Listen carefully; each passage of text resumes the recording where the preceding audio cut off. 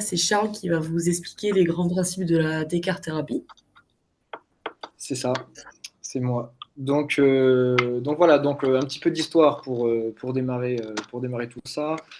On va faire bref, mais qu'est-ce qu'il faut retenir, c'est qu'en gros, à la fin du 19e siècle, on a donc un médecin qui est français, hein, qui s'appelle Monsieur Jacques Arsène d'Arsonval, qui découvre que lorsqu'on applique un courant électrique qui dépasse les 100 000, les 100 000 Hertz, on découvre des avantages au niveau de la perméabilité de la membrane plasmique, ce qui permet donc de faire des échanges avec le milieu intracellulaire et extracellulaire. Donc dans les années 1939, bien plus tard, là c'est un physicien cette fois-ci anglais, qui lui découvre les effets de la diathermie, donc on y reviendra un petit peu. La diathermie, c'est la capacité de pouvoir générer de la chaleur, notamment endogène dans le tissu, qui a de grandes vertus, on verra pourquoi. Et enfin, en 2021, 2013, Wimbach, la marque naît, et 2021, donc les dernières générations de machines, où on arrive à avoir un effet multipolaire qu'on appelle, hein, puisqu'on arrive à avoir trois types de courants différents applicables lors de la thérapie sur son patient. Donc voilà. Alors, la physiothérapie, c'est quoi? Je ne sais pas trop en quelle année vous êtes, si vous avez déjà vu, si c'est fait, si c'est acquis, si c'est en cours ou si c'est à voir. Donc la physiothérapie, donc c'est la capacité de pouvoir influer sur le tissu, nous humains, vu que c'est ce qui va nous intéresser en tant que kinésithérapeute, via de la technologie. Alors bon, il y a l'électrothérapie qu'on connaît tous bien, donc c'est le MS en électrostimulation, ou bien le TENS, hein, qu'on connaît bien aussi pour ses vertus antalgiques sur les bêta endorphiniques, les contrôles, etc. Le laser qu'on connaît bien aussi, qui s'applique, je trouve, de moins en moins, mais enfin bon, voilà, le laser est là, qui a quand même des vertus sur la photobiomodulation, et qui a donc pour capacité de pouvoir soulager les douleurs, d'influer un petit peu sur les diminutions de processus inflammatoires, etc., et d'augmenter aussi l'activité cellulaire. L'onde de choc, pour ses effets défibrosants et déminéralisants, mais bon, surtout défibrosants. Et là, c'est là que nous intéresse donc la TCAR, puisque la TCAR, elle va pouvoir un petit peu regrouper tous les effets que propose l'ensemble de la physiothérapie sur une seule et même machine, puisqu'on va, avec le courant donc TCAR thérapeutique. Puisqu'on va utiliser, on va le voir un peu plus loin, l'effet antalgique, l'effet de biostimulation, et des fils défibrosants et de levée de tension sur le tissu. Je pense qu'on peut tourner. Alors, les grands principes électriques, donc la thérapie, c'est un courant électrique. Donc, c'est une séance sinusoïdale, pardon, une fréquence sinusoïdale, d'accord. Donc, on va tourner à très haute fréquence. C'est ce que permet la thérapie. Très haute fréquence, donc on va passer de 300 000 à 1 million de Hertz. Hein, donc il faut savoir que 1 Hertz, c'est l'aller-retour que fait le courant entre la plaque aller et la plaque retour. En fait, il fait des allers-retours, donc 300 000 fois à 1 million de fois par seconde. Donc c'est très rapide. Et ça, comme l'avait démontré le médecin français, c'est ce qui permettait d'avoir un effet sur le tissu et sur la communication cellulaire, pour ainsi dire, entre le milieu intra et le milieu extracellulaire. Dans ce cas, le courant alternatif, on a donc pour le faire fonctionner, évidemment, il faut une électrode A et une électrode B, pour ainsi dire. Donc on appelle surtout une plaque retour et un électrode. D'accord. Et sur ces types d'électrodes-là, donc, on a deux grandes familles d'électrodes qui sont les capacitifs et les résistifs, les noirs, les gris pour ceux qui en ont déjà vu. La grande différence entre le capacitif et le résistif, bon, il y en a plusieurs, mais là concrètement, c'est surtout qu'il y en a un, le capacitif, qui est revêtu d'un isolant, d'accord, ce qui va permettre de retenir le transfert d'énergie. Parce que tout ça, il s'agit d'un transfert d'énergie, TCAR étant vouloir dire transfert d'énergie capacitif and résistif, l'idée étant qu'on puisse varier en fonction de l'amplitude des fréquences pour pouvoir travailler plus ou moins les tissus que l'on cherche à travailler en thérapeutique. Pareil, je pense on peut tourner. Alors voilà, pourquoi y a-t-il plusieurs fréquences? Donc en gros, c'est une Italienne qui avait qui avait mis ça au bout du jour, qui s'appelle Gabrielle, voilà. Elle a découvert qu'en fait, sur les 300 000, 500 000 Hertz, c'est là qu'on avait le meilleur rapport en fait d'équilibre donc de conductivité, de permittivité, bon, pour pouvoir passer la barrière cutanée et pour pouvoir intervenir sur du tissu profond, plus ou moins profond. Voilà, donc notamment ce qui va intéresser le kinésithérapeute, c'est-à-dire l'os, le muscle, la peau et aussi on pourrait rajouter le tissu myofascial dont on parle de plus en plus et sur laquelle l'effet thérapeutique a un réel effet. Donc l'idée, c'est quand même de travailler à différentes profondeurs. C'est là que, donc, comme je l'ai dit, les amplitudes de fréquence vont varier. C'est-à-dire que plus l'on sera haut en fréquence, plus on sera sur du tissu superficiel, et plus on sera bas en fréquence, plus on sera sur du tissu profond.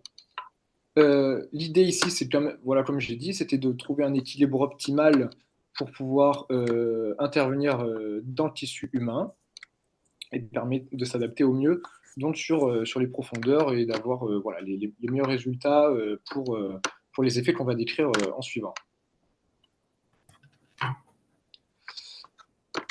Donc tout ça est régi par la loi d'Ohm, U égale RI.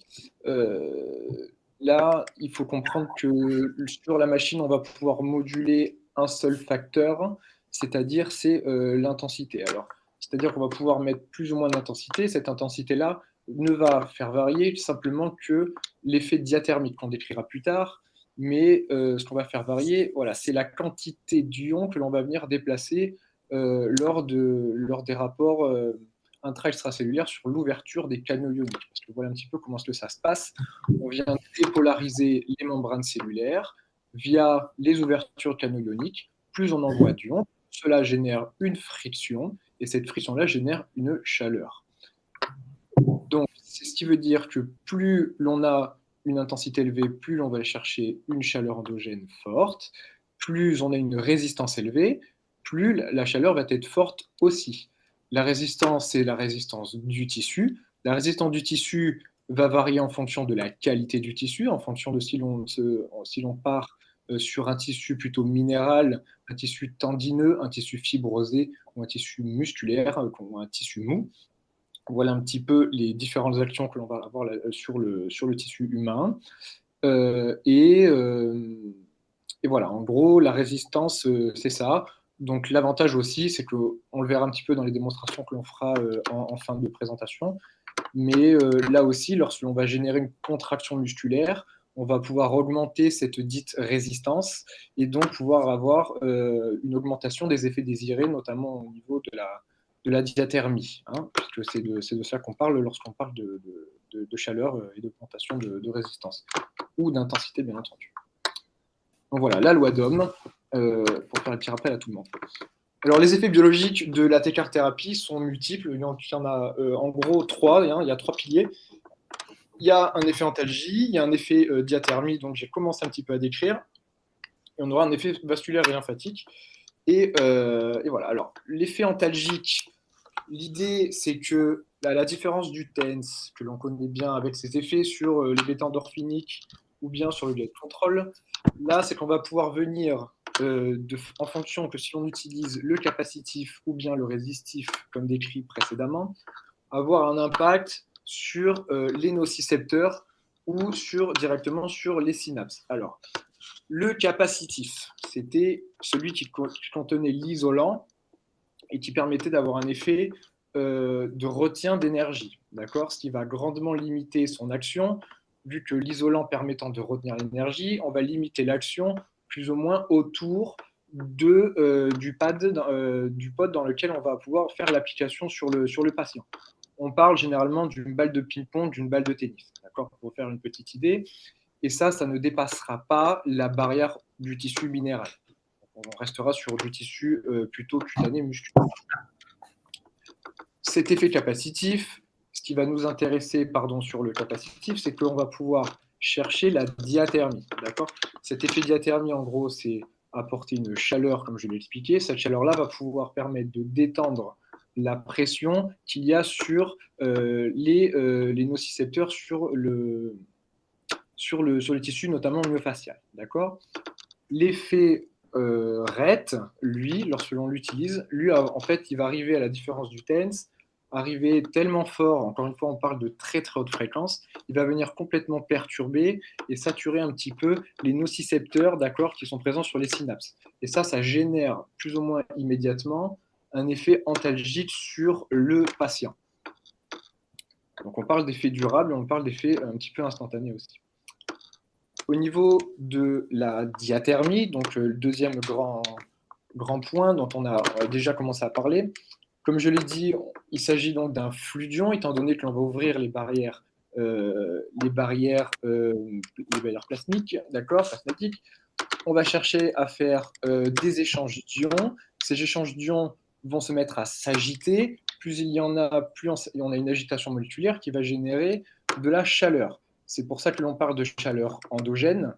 Il faut bien comprendre que lorsqu'on fait l'application de técarthérapie dans un but de chercher la diathermie, le pas que l'on utilise, lui, restera frais. Hein, d'accord? C'est vraiment le patient qui va se mettre à générer, le tissu du patient qui va générer sa propre chaleur.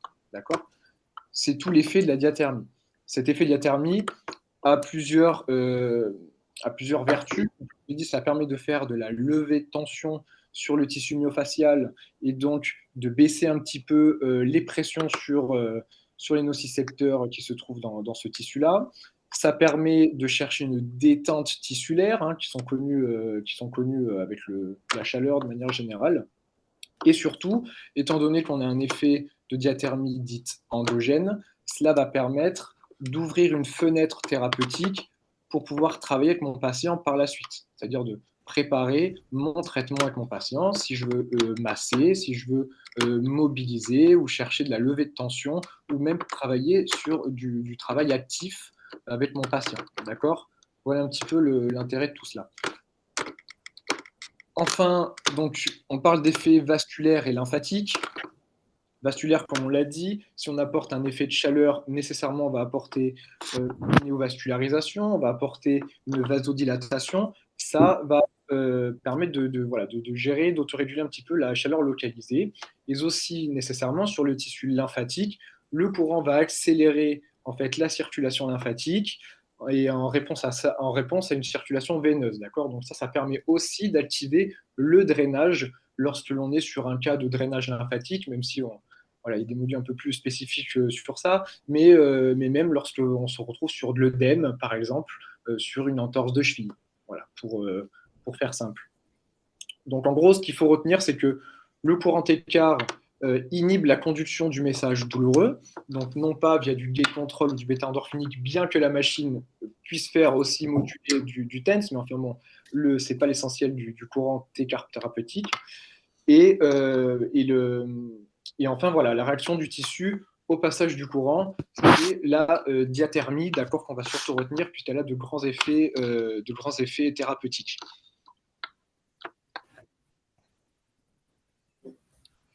Donc, voici les effets thérapeutiques. On parle donc d'effets sur la circulation sanguine et lymphatique. Hein. Je rappelle que les lymphatiques n'est autre qu'un dérivé du réseau de circulation sanguine. Donc, comme on l'a dit, la chaleur localisée va permettre la vasodilatation. La vasodilatation permet aussi de faire entrer certains facteurs métaboliques. Et lymphatique, comme j'ai dit tout à l'heure, pour faire de l'accélération drainage. Donc, il y aura des protocoles un petit peu à mettre en place avec, par exemple, voilà, des activations au niveau du creux poplité, ce genre de choses là pour venir déjà commencer un petit peu à drainer et à faire un petit peu d'application un peu plus concrète pour que ça vous parle un peu davantage. Au niveau de la cicatrisation des tissus, alors, il faut savoir que passé un certain degré, on parle de 42 degrés, le tissu myofascial et le tissu humain, on commence à avoir un impact sur le fibroblast. On sait que le fibroblast est un grand acteur hein, du métabolisme. Et surtout, le fibroblast, ce qui va nous intéresser, c'est qu'il a la capacité de créer du collagène. D'accord? Et donc ça, dans un processus cicatrisationnel, c'est très intéressant, puisqu'on va pouvoir avoir un gain de temps thérapeutique, ou en tout cas de stimuler le processus de cicatrisation du tissu. Alors c'est vrai sur du tissu mou, c'est vrai sur de la déchirure musculaire, mais c'est aussi vrai sur de la cicatrice. D'accord? Encore une fois, la técarthérapie, telle que nous l'avons sur la technologie Winback, nous permet de travailler à différents plans de profondeur, du cutané au tissu profond. D'accord? Donc, encore une fois, ça c'est vrai sur la diathermie élevée, d'accord? On parle voilà, d'hyperthermie.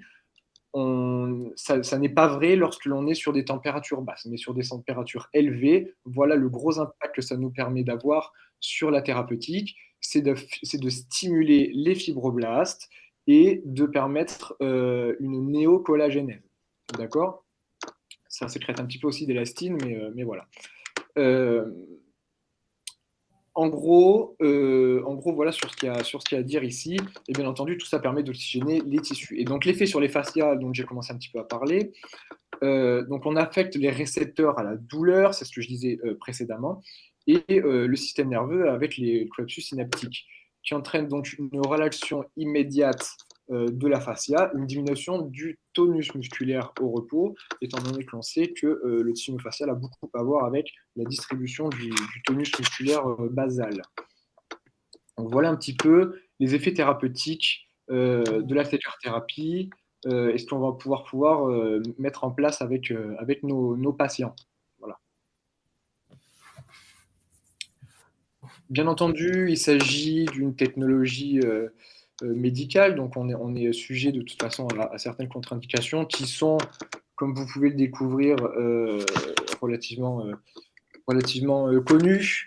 Donc le pacemaker, donc pour des raisons évidentes, la pompe insuline aussi, bien que voilà, il y a des pompes insuline qu'on peut retirer momentanément pour pouvoir appliquer, mais bon voilà, c'est le principe de précaution oblige, l'idée n'étant pas de venir troubler les les détecteurs à insuline.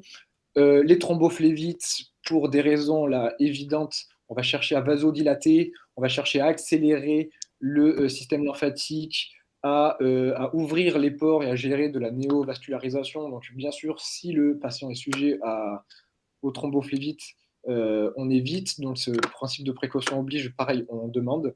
Idem sur la grossesse. Ça, de toute façon, c'est la plupart des mamans en gestation, on ne touche pas. Le patient mineur, deux choses. Une partie légale qui interdit en fait dans un premier temps en tout cas, d'appliquer de la physiothérapie de ce style-là sur du patient mineur, bien que voilà, il y a l'enfant et l'adolescent, mais bon là on peut toujours demander aux parents, etc. Mais là quand on réfléchit un petit peu, c'est aussi il faut faire attention sur les cartilages de croissance, d'accord, parce que on peut avoir certains impacts. Sur les gens qui ont évidemment l'incapacité à détecter la chaleur, donc là on parle de personnes qui ont vraiment des troubles neuro, pour éviter évidemment les brûlures ou quoi que ce soit d'autre.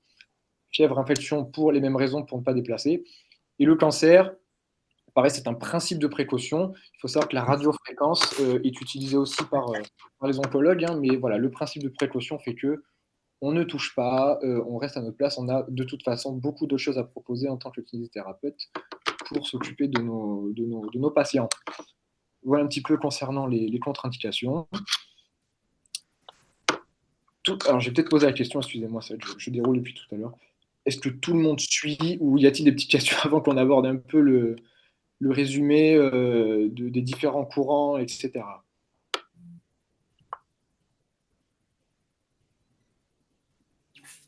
Alors, vu que je partage l'écran, j'ai pas accès au chat, donc je peux pas voir s'il y a Y a rien pour des l'instant. questions. Ok, super. Non, ça va? Je suis? Je parle pas trop vite, ça va? C'est bon? Bon, très bien. Ça a l'air d'être ok. Parfait. Donc, les différents courants. Parce que oui, comme je l'ai dit, on utilise un pad et on utilise une plaque retour. Pour faire simple, on a différents accessoires, en réalité différentes têtes de traitement pour faire différentes applications. Donc, on a parlé du 7, c'est celui en noir avec les flammes rouges dessous. Celui-ci, c'est le capacitif, d'accord? C'est celui dont j'ai parlé, qui contient l'isolant et qui permet, comme on peut le voir, de retenir le transfert d'énergie et de rester sur une zone relativement superficielle, d'accord? Dû à l'isolant qui se trouve autour de la tête de traitement. Ça nous permet de travailler le tissu mou, le facial, le tissu lymphatique, etc. Attention, cela dit, on ne traverse pas le tissu minéral. J'en parle par exemple si on traite un infraépineux, d'accord? Voilà, on aurait théoriquement la capacité d'aller un tout petit peu plus profond, bien que ça dépende du sujet que l'on a. Mais là, la plaque osseuse de la scapula, évidemment, fera mur et nous interdira de passer à travers. C'est-à-dire que je crois qu'il y a la diapo d'après, enfin, en tout cas de fin va présenter quelque chose un petit peu de similaire. Si on veut aller chercher plus profondément, par exemple un scapulaire, à ce compte-là, on partira sur le REX, d'accord? C'est le résistif. C'est celui qui ne contient pas cette plaque isolante et donc qui permet d'avoir une distribution plus ou moins uniforme du transfert d'énergie, d'accord? Pour pouvoir avoir l'effet que l'on désire, c'est-à-dire l'effet diathermique, l'effet antalgique ou l'effet d'accélération vasculaire et de transfert d'énergie et j'ai perdu mes mots, et de transfert entre le milieu intra et le milieu extracellulaire. D'accord? Voilà un petit peu. Il faut savoir que sur Wimback, ce que l'on propose, et le gros avantage, c'est la multifréquence. Nous, en fait, nous serons les seuls qui auront la capacité de pouvoir proposer d'autres types de traitements, et ceux-ci, on viendra à la fin, vont pouvoir même s'additionner les uns les autres. On va pouvoir appliquer du TENS, d'accord? Alors, c'est du TENS classique, on connaît, nous, on va tourner sur 2 Hz, 5 Hz, 25 Hz. Il y a même un mode dynamique qui permet un petit peu de tourner entre tout cela. Alors, ce n'est pas du TENS que l'on applique, mais en réalité, c'est le courant écart à très haute fréquence que l'on vient pulser à la fréquence du TENS. Et ce qui permet d'avoir un effet TENS pour augmenter la capacité antalgique. D'accord? Donc que ce soit vrai sur l'activation gate control ou bien sur la libération d'endorphinique. Aussi, la tête de traitement est en capacité de faire de l'EMS, donc de l'électromyostimulation. Attends, j'ai une question. C'est toi qui bouges avec ton ordinateur. C'est moi qui bouge? Ouais, ça doit être toi qui fais un bruit de fond en fait. Ben, c'est peut-être ma chaise, alors écoutez, je suis désolé, je vais essayer de faire très attention. Excusez-moi. Hein. Y a-t-il des questions avant que je poursuive? J'ai une chaise en bois qui fait du bruit, pardon. Est-ce qu'il faut, Axel, que je revienne sur 2-3 petits points?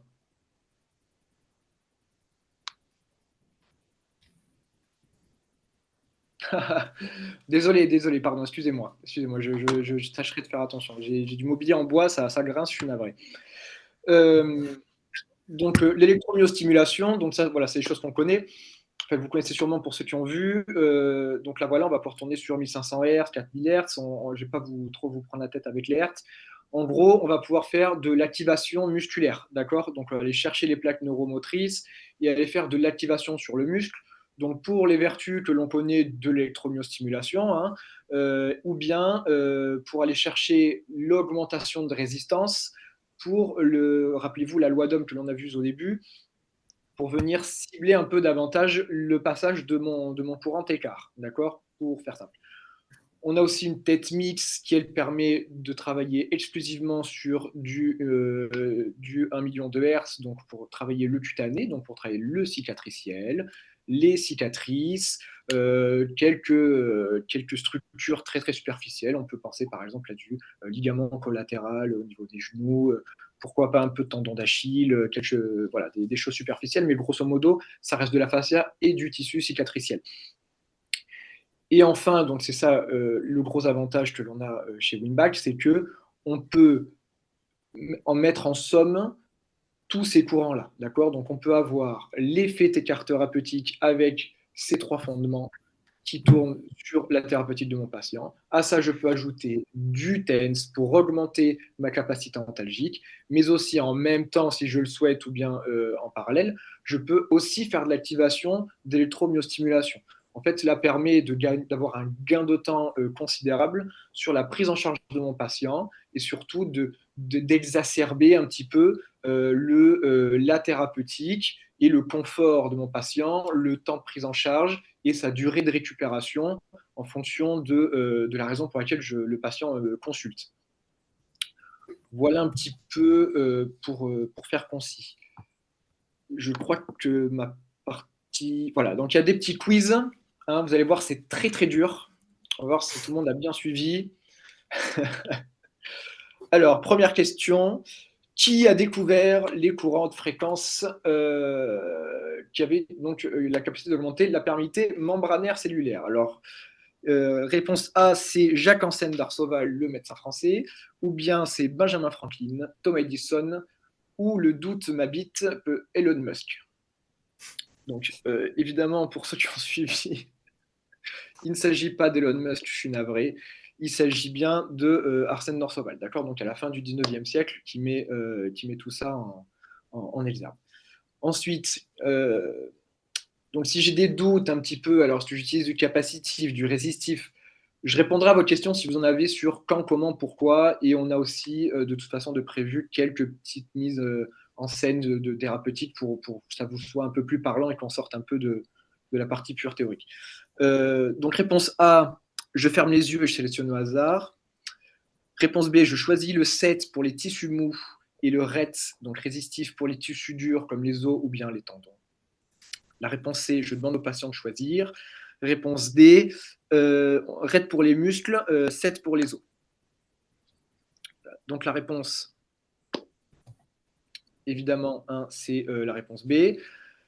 Comme on a dit, le capacitif a la capacité à peu près d'une balle de ping-pong ou d'une balle de tennis. On est sur des choses relativement superficielles, donc on parlera plutôt de tissu mou dans ce cas-là. Et si on veut aller chercher du tissu plus fibreux, comme peut l'être du tendon ou du tissu minéral de l'os ou du périoste, ou des structures plus profondes que ce que propose le capacitif, évidemment, on viendra choisir le résistif.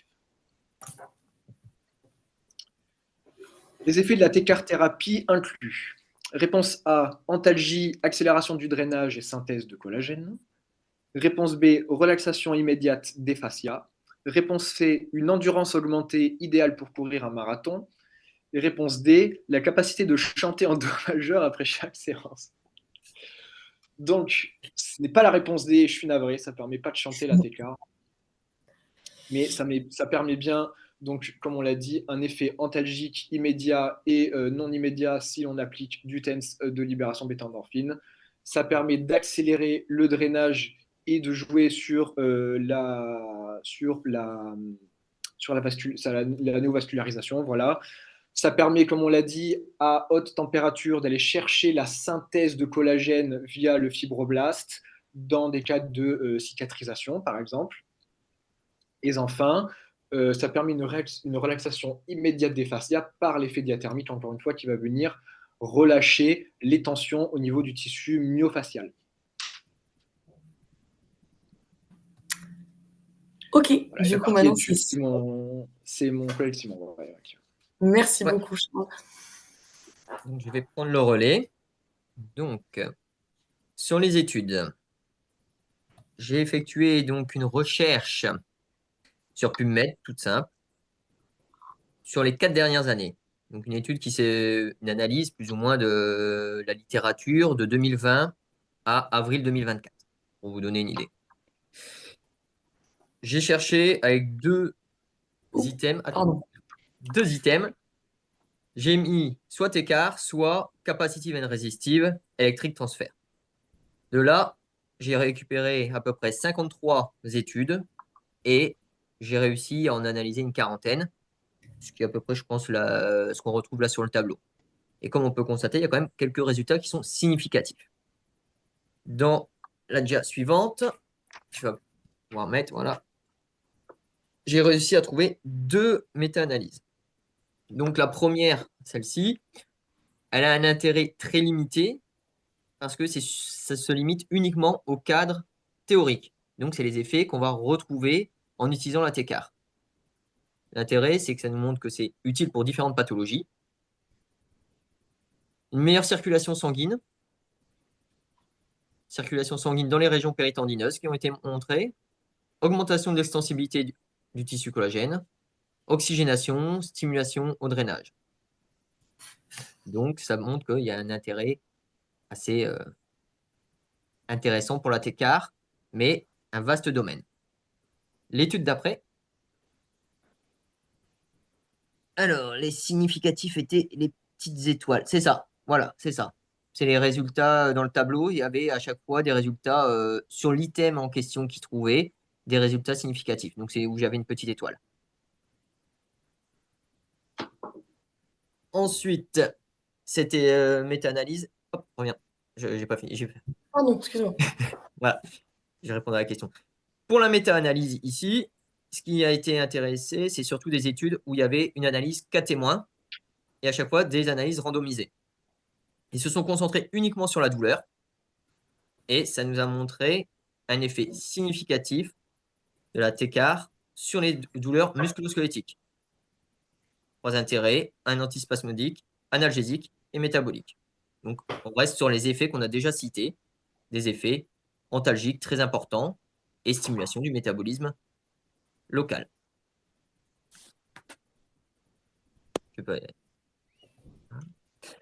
Alors, là, il va y avoir 3-4 GIA sur des études qui ont été faites sur le cadavre. Qu'est-ce qu'ils ont essayé d'analyser là-dessus?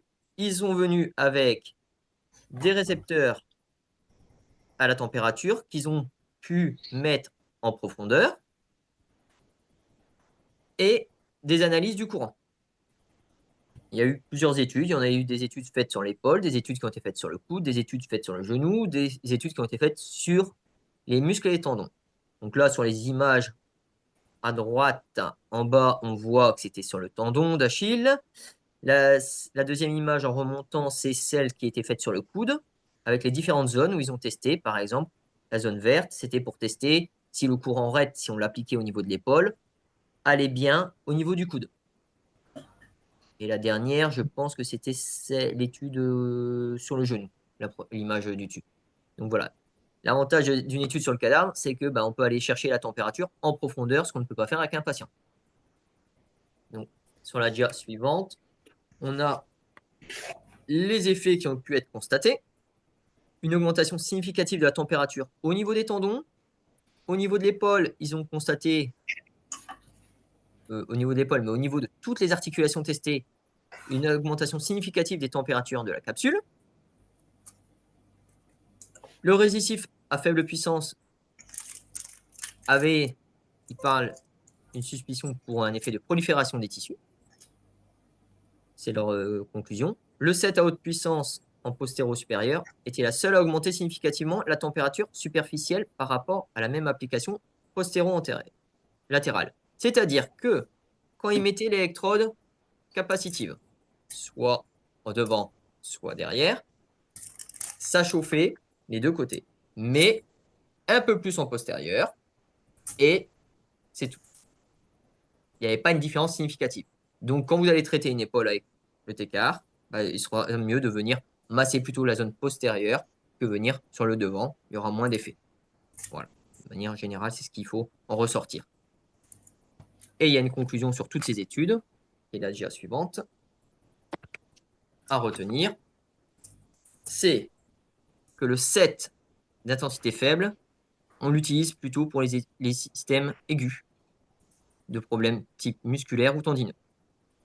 Le 7 à intensité forte, c'est une augmentation de la température sur l'ensemble des couches tissulaires et on va plutôt aller sur du tissu chronique, ce que Charles nous expliquait tout à l'heure. Le RET en intensité faible, vu qu'il se prolongeait, ils ont pu constater que le courant, quand on le mettait, admettons, à l'épaule, il se propageait bien jusqu'au coude, ça pouvait proliférer au niveau cellulaire et donc améliorer la cicatrisation tissulaire en phase plus aiguë, parce qu'on va être sur des intensités très faibles.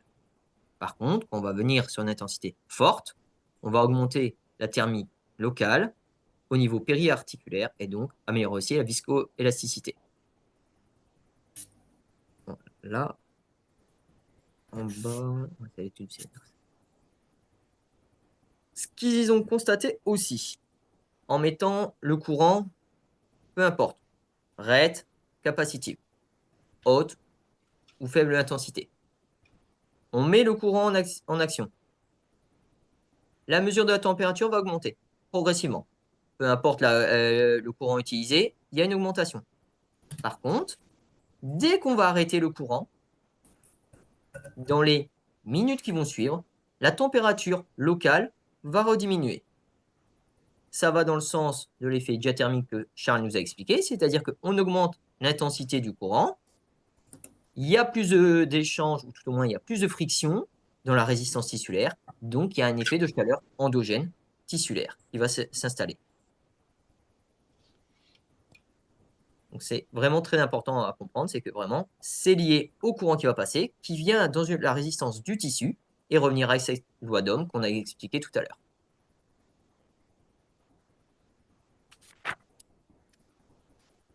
Alors, là, c'était une étude qui était intéressante parce que c'était une étude randomisée et en double aveugle. Alors, on va toujours limiter, on peut mettre une nuance parce qu'on n'a que 24 patients, mais on avait quand même un traitement factice entre les deux. Donc, on a essayé de voir, analyser la douleur, la raideur musculaire et l'effet de l'activité.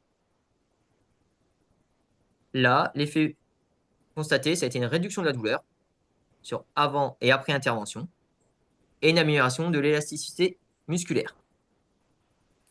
C'est testé chez les patients chroniques, présentant des lombalgies chroniques. Mais il n'y a pas d'effet sur l'activation musculaire pendant la flexion du tronc.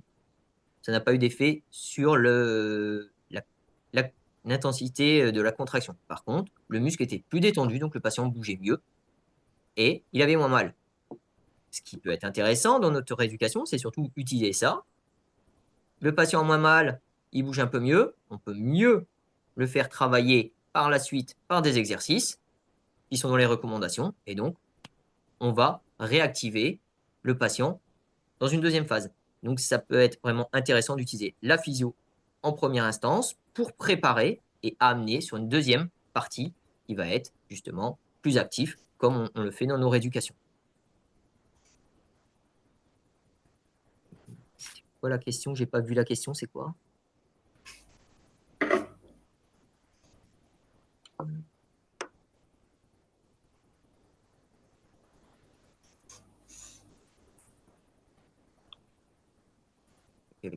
Ok. Là, c'est une étude qui était assez intéressante pour justement justifier l'effet placebo. Ils ont pris des patients avec des AVC qui avaient plus de 6 mois. Ils les ont répartis en 2 groupes. L'intérêt, c'est que, outre la machine était éteinte dans le groupe témoin, mais pour être sûr que si les patients connaissaient un peu la techno, ils ont chauffé juste l'électrode pour qu'il y ait la basse sensation de chaleur. Gauche, droite. Et ils ont analysé la dorsiflexion de cheville, ils ont analysé la mobilité au niveau de la hanche du genou et la spasticité, me semble. Je l'ai où celle-là? Elle est là. Et donc, on a en conclusion une mobilité qui était améliorée au niveau de la cheville et du genou et une diminution du tonus au niveau du mollet. L'intérêt, on va pouvoir en ressortir, c'est que dans notre éducation, on va pouvoir passer un peu de courant écart pour relâcher notre mollet, les gastrocnémiens. Donc, on va après pouvoir remobiliser, gagner en amplitude au niveau du patient, au niveau de son amplitude de cheville et de genou, et donc l'aider pour la marche et le remettre debout dans sa rééducation de l'AVC.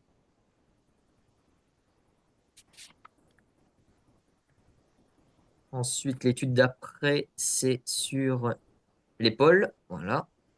Donc, même chose, encore une étude pour tester s'il y a un effet placebo ou pas.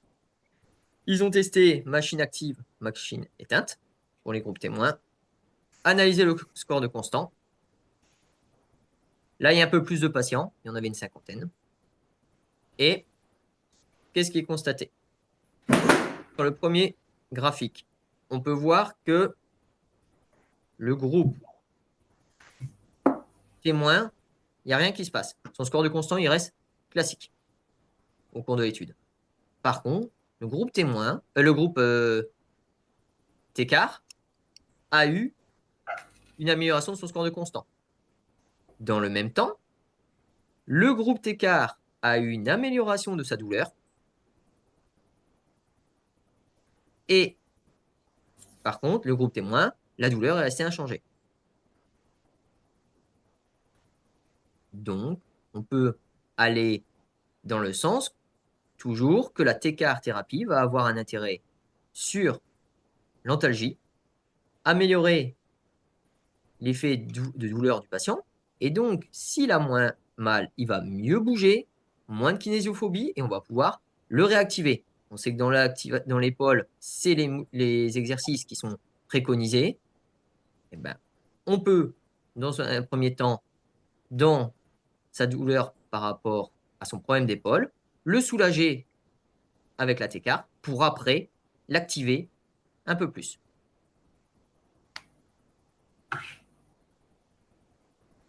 Ah, je crois que c'est ce qu'il y avait à dire.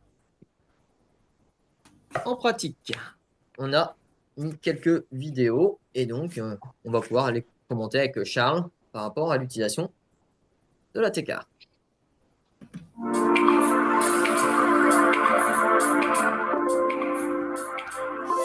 Donc là, ils utilisent l'équivalent de scrapping ou du gua sha. Là, vu qu'on voit une petite lumière orange, on était sur une technique plutôt capacitive.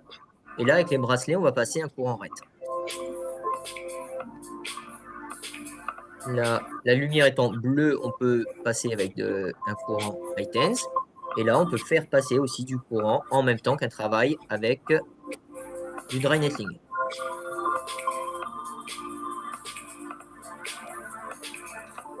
Donc, au final, on peut aussi passer le courant lors d'exercices au patient. Donc, un patient qui est un peu kinésiophobique, on va pouvoir lui mettre un courant pour l'effet antalgique et le réactiver par des exercices. Pour qu'après, petit à petit, on enlève la machine et on va aller sur des mouvements sans machine. La seule limite qu'on peut avoir dans nos techniques, c'est l'imagination. Il faut être imaginatif et on fait les montages qu'on veut, quelle que soit la situation. Oui, parce que je rebondis. Donc voilà, donc là c'était une présentation que j'ai faite au début simple pour essayer un petit peu de comprendre parce qu'il y a beaucoup d'informations, mais voilà, comme l'a dit Simon, en fait, on a parlé d'une plaque retour, il faut savoir qu'il y a diverses natures, on a plusieurs accessoires pour pouvoir cibler différentes parties du corps, et l'avantage en fait c'est que l'on puisse travailler aussi des complexes articulaires ou même du multi-articulaire, d'accord. Donc là c'est ce qu'avait démontré un petit peu la vidéo précédente, c'est qu'effectivement, les montages nous permettent d'aller chercher sur de la longue distance. Et ça, c'est vrai, si vous avez bien retenu, lorsqu'on utilise le courant résistif. D'accord. On va pouvoir travailler des articulations telles que le genou, telles que le dos, telles que des épaules, des coudes, voilà, et même travailler sur de la chaîne musculaire et sur de la chaîne anatomique ou des chaînes myofasciales pour ceux qui sont un petit peu qui suivent un petit peu Mayer, ces travaux, mais voilà un petit peu ce qu'on va chercher. C'est là que c'est très intéressant d'aller chercher, comme le disait Simon, ce passage où l'on passe vraiment du travail manuel thérapeutique au moment où il va falloir un petit peu aller chercher de l'autonomie sur mon patient et chercher de l'exercice thérapeutique, le responsabiliser autour de ça aussi. Et là, c'est vrai qu'on a un outil clé pour pouvoir switcher, pour pouvoir avoir un gain réel, comme on l'a vu sur la petite vidéo d'avant. Voilà, pour aller chercher un petit peu, par exemple, cette extension lombo-dorsale. Voilà, là, l'avantage, c'est qu'on va pouvoir utiliser l'effet bénéfique de la Técart thérapie couplé avec de l'exercice qui va pouvoir amener un net bénéfice relativement rapidement en plus, ce qui, comme il a dit, permet aux patients un peu kinésiophobiques d'avoir un vrai retour positif et une confiance non seulement dans la technologie, mais aussi pour vous en tant que thérapeute et pour lui aussi, dans le cadre de fuir un petit peu cette peur parce que j'ai mal au dos, donc je ne peux pas faire ça, je m'interdis de faire ça. Voilà, ça va permettre aussi aux patients de reprendre ce pas de confiance. Voilà. Donc là, l'épaule, ce que je vois.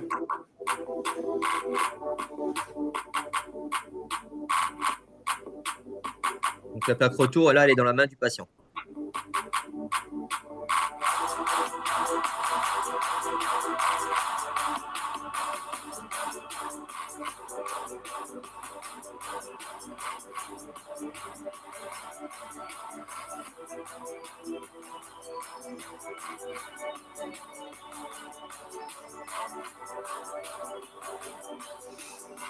Technique active, comme on disait tout à l'heure. Une plaque retour dans le dos et une plaque active au niveau du bras. Utilisation des crochets.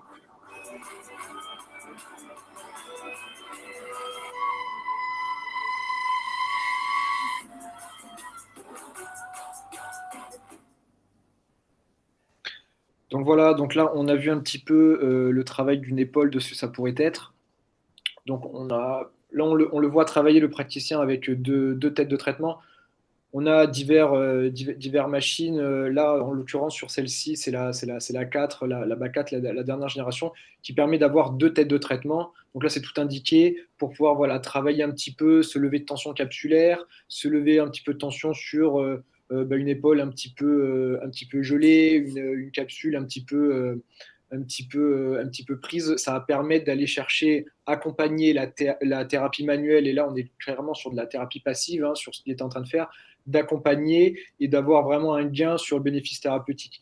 Juste après, on le voit faire un peu d'actif aussi. Donc là, comme je disais, si on veut franchir la barrière du minéral que représente la scapula, par exemple, pour aller chercher du subscapulaire et mettre un peu de travail. Là, je crois qu'il faisait un petit peu d'antérétroversion d'épaule. Donc là, on est plutôt sur les dentelés, etc.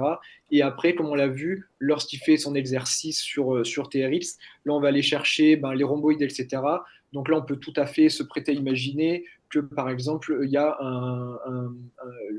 que le mode d'activation d'électromyostimulation est aussi activé pour accompagner aussi le patient là-dedans. Donc, il faut comprendre que les limites, comme l'a dit Simon précédemment, c'est votre imagination.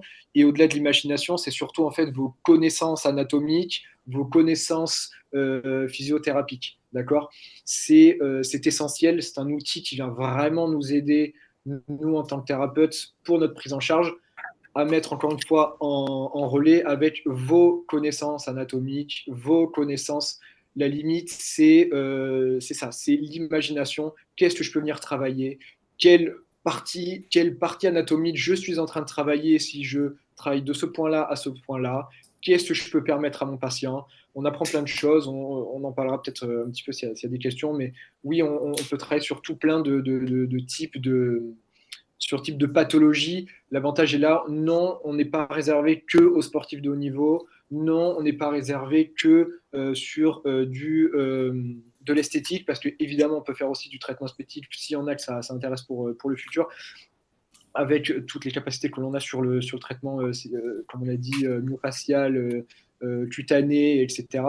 On peut vraiment prendre en charge papy-mamie, on peut prendre en charge le chronique, on peut prendre en charge l'aigu, l'entorse de cheville, monsieur tout le monde, le sportif, l'accompagner jusqu'à sa réathlétisation. On peut vraiment, voilà, voilà, je crois que j'ai tout dit, mais le gain est énorme. C'est un outil qui s'adapte à votre pratique. C'est Faut exactement le dire comme ça. C'est juste un outil qui va s'adapter à votre pratique et qui vient s'ajouter à toutes vos techniques et qui permet d'être combiné à vos techniques.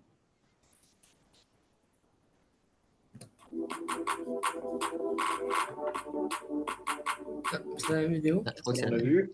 Ah, voilà. Le genou. Le genou, donc la retour, elle est sous la cuisse. Et bien massé avec du capacitive. Puis, voilà, couleur rouge, couleur bleue. Hein. du RET avec du antalgique. Là, il va travailler en RET avec les bracelets. Les gua sha, on peut faire passer le courant dans le scrapping. Et on peut être en Et là, actif. travailler.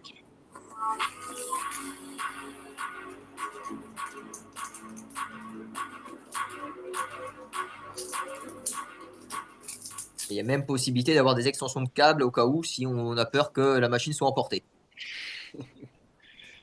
Et donc, pour la fin, on l'avait un petit peu réservé pour la fin, c'est on le voit travailler avec des bracelets. C'est vrai que c'est un petit peu le plus, on va dire, que propose Wimball, c'est ce travail avec bracelet qui interroge beaucoup.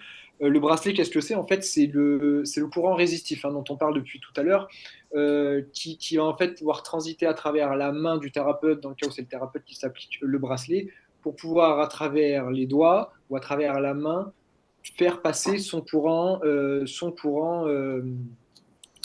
résistif, son courant écart thérapeutique. Et l'idée, alors cette fois-ci, au lieu d'avoir un pod, une tête de traitement ou une plaque, etc., l'idée, c'est que là, l'outil soit en fait la main du thérapeute. Donc on ne perd pas cette notion de thérapie manuelle lorsqu'on en a besoin, puisque vraiment, pour aller chercher des structures, mobiliser, par exemple, des phalanges, des articulations, voilà, métacarpophalangées, lorsqu'on veut travailler du tendon d'Achille, par exemple, là, la main est toute disposée, puisqu'on peut venir vraiment épouser l'anatomie de mon patient. Et ça, c'est un vrai bien, croyez-moi, le patient aussi aime beaucoup d'avoir cette sensation de kiné qui touche quand même son patient et qui a cette prise en main sans faire de jeu de mots, quoi. Voilà un peu. Donc on en vient aux questions. N'hésitez pas, hein, si vous avez des petites questions, je peux vous répondre, c'est avec plaisir.